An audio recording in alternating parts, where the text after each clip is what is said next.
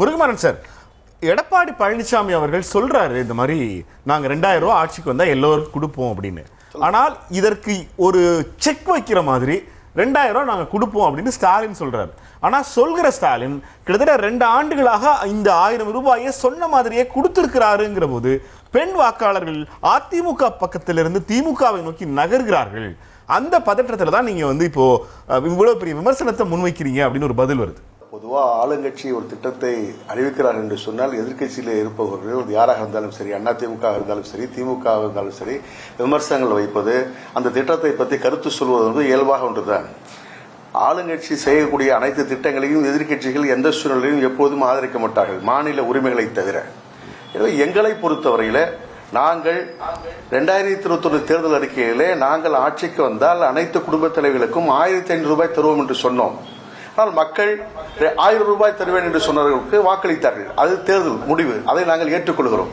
ஆனால் 27 மாதங்கள் கழித்து தான் அவர்கள் அந்த தொகையை தந்தார்கள். அது காலத்தின் சூழ்நிலை. ஆனால் இன்றைக்கு பிப்ரவரி, மார்ச், ஏப்ரல் என்ற அந்த 3 மாதங்கள் கடந்து பிறகு இன்றைக்கு கோடைக்காலம் என்று தொகுப்பு சொல்கிறார்கள். அதைத்தான் நம்முடைய சட்டமன்ற உறுப்பினர் சகோதரர் திரு பரந்தாமன் சொன்னார். இந்தியாவுக்கே வழிகாட்டுகிற வகையிலே கோடை காலத்திலே இந்த தொகுப்பு வழங்கியிருக்கிறார்கள் என்று சொல்லி. ஒரு சீசனுக்கு, பருவ காலத்திற்கு தொகுப்பு வழங்குவது எப்பொழுதுமே கிடையாது. கோடை காலத்தில் வறட்சி வந்தால் நிவாரணம் கொடுக்கலாம், மழை காலத்தில் புயல் வெள்ளம் வந்தால் நிவாரணம் கொடுக்கலாம் அல்லது தொகுப்பு கொடுக்கலாமே தவிர மழை காலத்துக்கே தொகுப்பு கொடுப்பது என்பது இதுவரை இந்தியாவிலே எங்கும் இல்லை. எனவே அந்த வகையில் எங்களை பொறுத்தவரையில் நாங்கள் பார்க்கிற பொழுது இன்றைக்கு 1,31,00,000 பெண்கள் இந்த உரிமை தொகையை பெறுகிறார்கள்.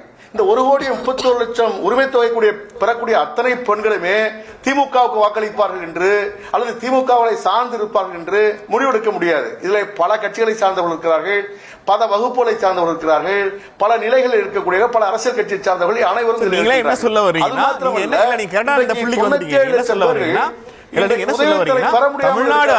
தமிழ்நாடு அரசு திமுக குடும்பத்திற்கு மட்டுமல்ல, திமுக தொண்டர்களுக்கு மட்டுமல்ல, தமிழ்நாட்டில் இருக்கிற எல்லா கட்சியில் இருக்கிற குடும்ப பெண்களுக்கும் இந்த மகளிர் உரிமை தொகையை வழங்கி இருக்கிறார்கள் முருகமாறன் சொல்றாரு. நான் புரிஞ்சுக்கிறேன். இப்ப இதுல என்ன நீங்க கேட்ட கேள்வி கன்க்ளூஷனுக்கு வரல.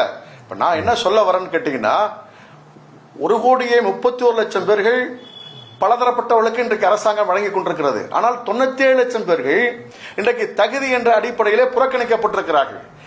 அவர்கள் எதற்கு வாக்களிப்பார்கள்? அவர்கள் கோபப்பட மாட்டார்களா? நீங்கள் சுட்டிக்காட்டியதை போல பலன் பெறக்கூடியவர்கள் அனைவரும் பயன்பெற வேண்டும், ஒரு குறிப்பிட்ட தகுதியுடையவர்கள் மட்டும் பயன்பெறுகிறார்கள் என்ற நிலைக்கு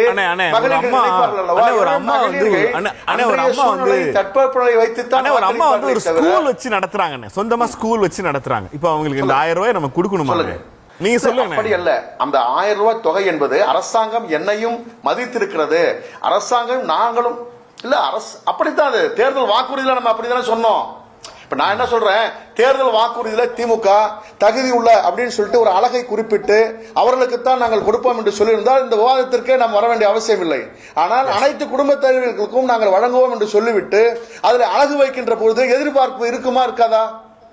அது எதிர்பார்ப்பு இருக்கும்ல. இப்ப எதிர்பார்ப்பை உருவாக்கியது யார்? ஆளுகிற அரசாங்கத்தை சார்ந்த தேர்தல் அறிக்கையிலே திராவிட முன்னேற்ற கழகம் சுட்டிக்காட்டியதானே. சகோதரர் பரந்தாமன் அவர்கள் தேர்தல் காலத்தில் நிற்கின்ற பொழுது, எழும்பூர் தொகுதியிலே வாக்கு கேட்கின்ற பொழுது குடும்பத் தலைவர்கள் அனைவருக்கும் நாங்கள் 1000 ரூபாய் தருவோம் என்று தானே கேட்டிருப்பார். தகுதியுடையவருக்கு தருவேன் என்றா கேட்டிருப்பார்? இல்ல அல்லவா? எனவே தகுதியை எப்போது வைக்கிறார்கள்? தொகையை வழங்குகின்ற பொழுது நிதி நெருக்கடி நான் என்ன சொல்ல, இந்த தகுதியுடைய குடும்பங்களுக்கு மட்டும்தான் உரிமை தொகை அப்படின்னு சொல்லி அவங்களுக்கு மட்டும் வழங்கின பிறகு கூட நடந்த 2024 மக்களவை தேர்தலில் மக்கள் திமுக கூட்டணி தானே வாக்களிச்சாங்க. 1000 ரூபாய் கிடைக்காத பெண்களும் சேர்ந்து திமுக கூட்டணி வாக்களிச்சிருக்காங்க அர்த்தம் வருது.